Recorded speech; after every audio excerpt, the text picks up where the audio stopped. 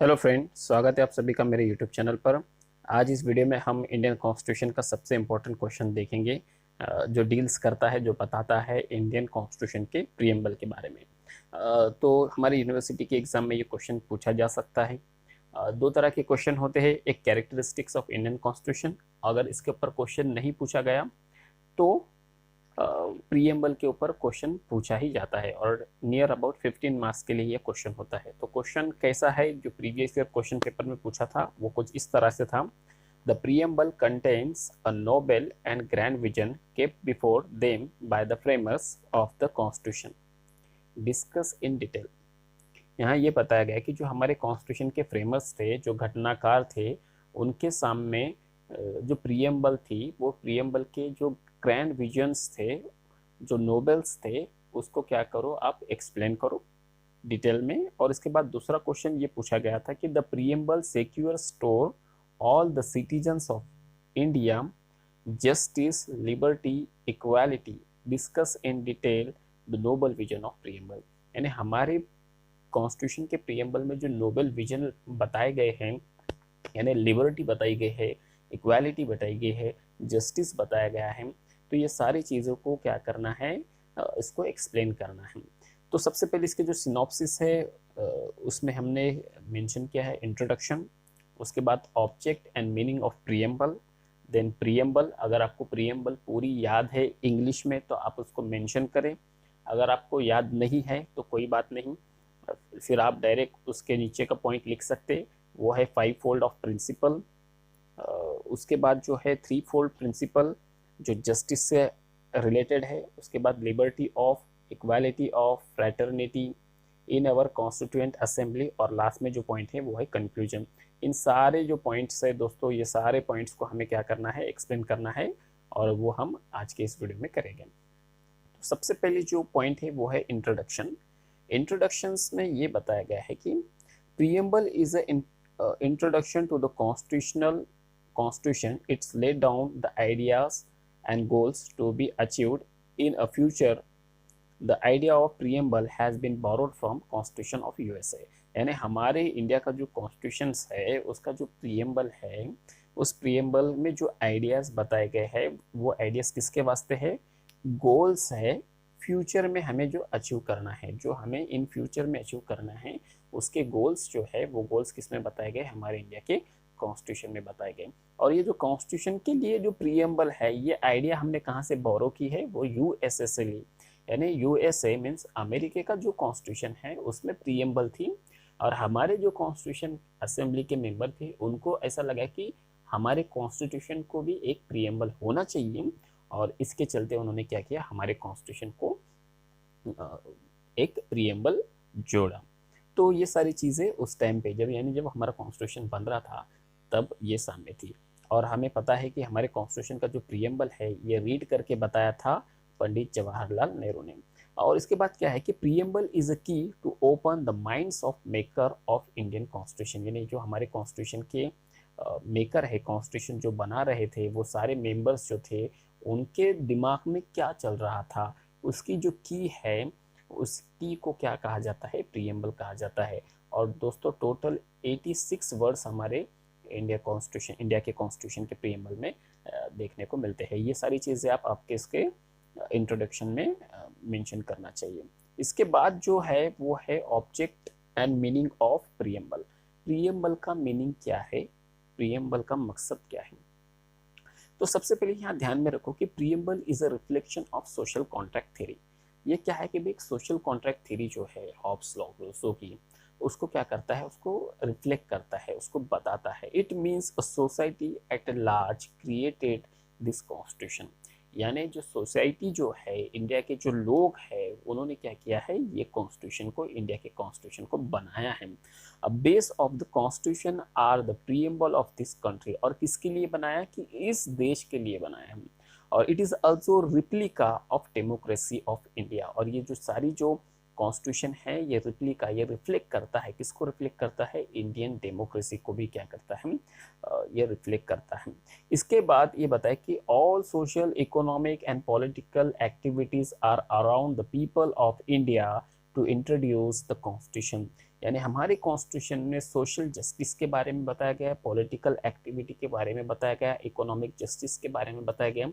ये सारी जो चीज़ें हैं ये हमें कहाँ देखने को मिलते हैं, ये हमारे प्रीएम्बल में देखने को मिलते हैं। और प्रीएम्बल जो है ये इंडिया के कॉन्स्टिट्यूशन का पार्ट है। यानी अगर प्रीएम्बल में अगर कल गवर्नमेंट को या पार्लियामेंट को कुछ एक्सचेंज करना है, कुछ बदलाव लाना है, तो उसके लिए उनको क्या करना पड़ेगा, अमेंडमेंट करना पड़ेगा। तो यहाँ पे जो तीसरा पॉइंट है वो हमारा प्रीएम्बल है और वो कुछ इस तरह से है, we the people of India having solemnly resolved to constitute India into a sovereign socialist secular democratic republic and to secure to all its citizens justice, social, economic and political liberty of thought, expression, belief, faith and worship, equality of status and of opportunity, and to promote among them all fraternity, assuring the dignity of individual and the unity and integrity of the nation. In our Constituent Assembly, this 26th day of November 1949, do hereby adopt, enact, give to ourselves this Constitution.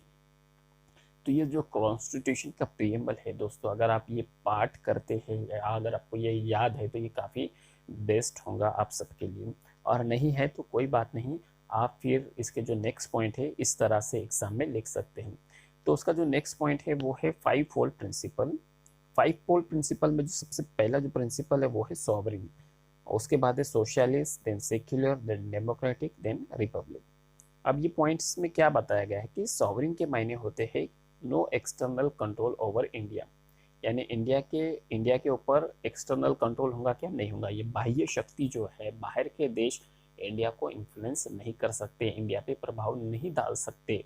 इसका meaning किसमें बताया गया है, sovereign यानी सार्वभौम इस शब्द में बताया गया है।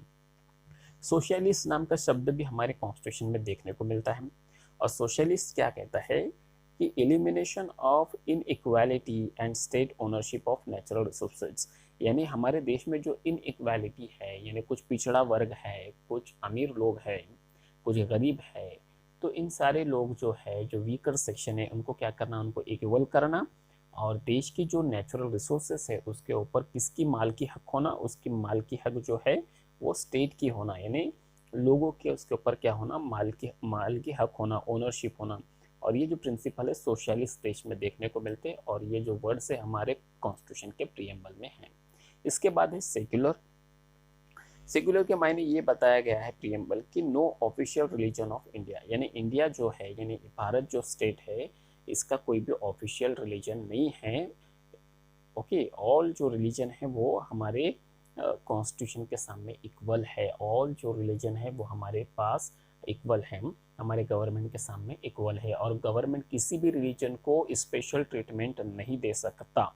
ये यहाँ पे इसके मायने होते हैं। उसके बाद डेमोक्रेसी, जिसे हम लोकशाही कहते हैं, और इसमें बताया कि government by, of and, in of and for the people, यानी इसमें ये बताया कि जो गवर्नमेंट है ये किसके वास्ते है, ये बाय द पीपल, ये गवर्नमेंट जो है लोगों की तरफ से है और लोगों के वास्ते है। जो हमें पता है अब्राहम लिंकन की एक डेफिनेशन है, for the people, by the people, from the people. तो ये सारी जो चीज़ें हैं सिर्फ लोगों के लिए है। इसके मायने कहाँ पे जुड़ जाते हैं, डेमोक्रेसी में जुड़ जाते हैं। इसके बाद जो शब्द है वो है रिपब्लिक। रिपब्लिक के मायने होते हैं head of the state is elected by the people, यानी जो हमारे देश के इलेक्शन होंगे और हमारे देश का जो हेड है, सबसे बड़ा जो हेड है, ये वंश परंपरा से नहीं चुना जाएगा, तो वो इलेक्शन के जरिए से चुना जाएगा। जैसे हमें पता है कि रिसेंटली हमारे देश के राष्ट्रपति बने हैं द्रौपदी मुर्मू। तो ये जो महिला राष्ट्रपति बने हैं दूसरे, और शेड्यूल ट्राइब से बिलोंग करने वाले पहले महिला राष्ट्रपति। तो इनकी जो सिलेक्शन हुआ, तो ये कैसा सिलेक्शन हुआ, तो इनका एक इलेक्शन हुआ, और इलेक्शन में हमारे देश के मेंबर्स ऑफ पार्लियामेंट और मेंबर ऑफ लेजिस्लेटिव असेंबली यानी एमएलए ने क्या किया है, वोटिंग किया, और वोटिंग के तहत इन्होंने चुन किया है। तो हमारा कॉन्स्टिट्यूशन क्या कहता है कि हेड ऑफ द स्टेट जो है रिपब्लिक है, यानी लोगों के तरफ से चुना जाएगा। ओके, केस लॉ है एसआर बोमाई वेस्ट यूनियन ऑफ इंडिया। इसमें सुप्रीम कोर्ट ने बताया कि India held that secularism is the best structure of Indian constitution, यानी जो सेकुलरिज्म है, धर्मनिरपेक्षवाद, पंथ निरपेक्षवाद, ये कैसा है, बेसिक स्ट्रक्चर में इंडिया के कॉन्स्टिट्यूशन के आता है। इसके बाद थ्री फोल्ड्स है जो जस्टिस से रिलेटेड करता है। पहले हमने जो देखा वो 5 फोल्ड में था, अब थ्री फोल्ड प्रिंसिपल में क्या है, पहले है सोशल जस्टिस, दूसरा है इकोनॉमिक जस्टिस और उसके बाद है पॉलिटिकल जस्टिस। सोशल जस्टिस में ये बताया गया कि Indian society is a stratified on caste religion, hence there is a need to complete social justice. हमारा जो देश में जो समाज है वो कास्ट में विभाजित है और कई तरह के कास्ट है, जो अपर है कुछ लोअर है, तो इनको क्या करना, एक कंप्लीट सोशल जस्टिस प्रोवाइड करके देना, एक सामाजिक न्याय उनको प्रोवाइड करके देना। इसके बाद है economic justice, natural resources are limited, there was unequal distribution of property among the citizens, hence it is necessary to democratic justice with all citizens। यानी इकोनॉमिक आर्थिक न्याय भी हमें क्या करना है, प्रोवाइड करके देना है। नेचुरल रिसोर्सेज जो देश में है, नैसर्गिक साधन संपत्ति जिसको कहा जाता है, तो ये साधन संपत्ति कैसे है, ये कम है, तो इसका जो डिस्ट्रीब्यूशन है वो इक्वल तरह से होना चाहिए, ये यहाँ पे बताया गया। और इसके बाद जो है पॉलिटिकल जस्टिस के बारे में बताया गया, क्योंकि पॉलिटिकल जस्टिस की जब हम बात करते हैं तो ध्यान में रखना कि भाई इन इक्वालिटी जहाँ पर है तो वहाँ पे हमें क्या करना है, पॉलिटिकली वहाँ पे उनको रिप्रेजेंटेशन का मौका देना चाहिए। जैसे हमारे देश में शेड्यूल ट्राइब के लिए कुछ जगह होते हैं वो रिजर्वेशन किए जाते हैं पॉलिटिकल के लिए, और दूसरा जो होता है शेड्यूल कास्ट के लिए कुछ जगह रिजर्वेशन किए जाते हैं। अभी अभी रिसेंटली हमारे पास महिलाओं को स्थानिक स्वराज्य संस्था जो है लोकल बॉडी गवर्नमेंट, उसमें क्या किया जाता है, रिजर्वेशन प्रोवाइड किया जाता है। तो ये क्या होता है, ये एक तरह का पॉलिटिकल जस्टिस होता है, राजकीय न्याय उसे कहा जाता है। इसके बाद है लिबर्टी के बारे में, यानी स्वतंत्रता के बारे में क्या कहता है हमारा प्रियम्बल कहता है कि every Indian citizens have a liberty through which he or she can express themselves and state with protect the liberty of every individual।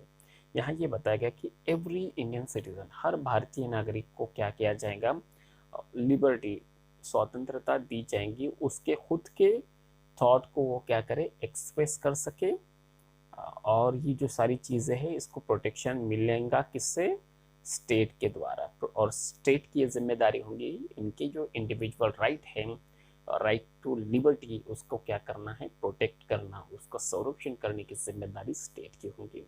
Liberty of thought में ये बताया गया कि Indian citizen are free to thought anything, यानी भारत के जो देश के नागरिक हैं वो अपने ख्यालात फ्रीली रख सकते, उनको ऊपर कोई भी तरह का बोझा नहीं होगा, वो अपने ख्यालात को फ्रीली एक्सप्रेस कर सकते हैं। लिबर्टी ऑफ एक्सप्रेशन, यानी हमारे दिमाग में जो ख्यालात आते हैं हम उसको एक्सप्रेस भी कर सकते हैं, या किसी और के जो थॉट्स है, ख्यालात है, हम उसको भी एक्सप्रेस कर सकते हैं, उसका भी हम क्या कर सकते हैं, प्रसार कर सकते हैं। बिलीफ के मायने क्या होता है, भरोसा करना, बिलीफ इन गॉड और नॉन बिलीफ, यानी हमारे देश के जो नागरिक हैं वो देश के उनका जो भगवान है, वो जिस गॉड को मानते हैं उसके ऊपर वो बिलीव कर सकते हैं और नहीं भी कर सकते, ज़रूरी नहीं कि करना चाहिए। अगर उनको लगता है कि भाई गॉड का एक्सिस्टेंस नहीं है तो वो नहीं भी कर सकते। ऐसी हमारे देश में क्या दी गई है, लिबर्टी दी गई है। इसके बाद है फेथ में ये बताया गया कि भाई set a particular religion and not fit a particular religion, यानी अगर आपको लगता है कि किसी एक रिलीजन के ऊपर आपको भरोसा करना चाहिए तो आप भरोसा कर सकते हैं, बट इसका मतलब ये नहीं कि आप दूसरे रिलीजन को भला बुरा कहें। तो जो फेथ है वो अपने जो मज़हब है, अपने खुद का जो मज़हब है उसको फॉलो करने का पूरा राइट, पूरी लिबर्टी यहाँ पे प्रोवाइड करके देता है। इसके बाद है वर्शिप, यानी जो हमारे पास वर्शिप है, हम जिसको बोलते हैं पूजा अर्चना करना, तो वैसे जो थॉट्स है ये थॉट का भी हमारे कॉन्स्टिट्यूशन के प्रीएम्बल में ख्याल रखा गया और बताया गया कि एवरी पर्सन जो है, एवरी इंडियन सिटीजन जो है वो उसके जो मज़हब में जो प्रेयर है उसको पालन करने का पूरा अधिकार है। इसका केस लॉ है वो आप खुद पढ़ लेना। और इसके बाद है इक्वालिटी ऑफ स्टेटस और equality of opportunity. Equality of status में ये बताया गया कि भाई मैन और वुमेन है, पुअर है, रिच है, लोअर है, अपर क्लासेस से कुछ लोग आते हैं, तो ऐसा जो भेद है इसको क्या करना, हमने एलिमिनेट कर देना, इसको ख़त्म कर देना। ऐसी हमें क्या चाहिए, ऐसी हमें इक्वालिटी चाहिए। ये किस में बताया गया? ये हमारे कॉन्स्टिट्यूशन के प्रीएम्बल में बताया गया।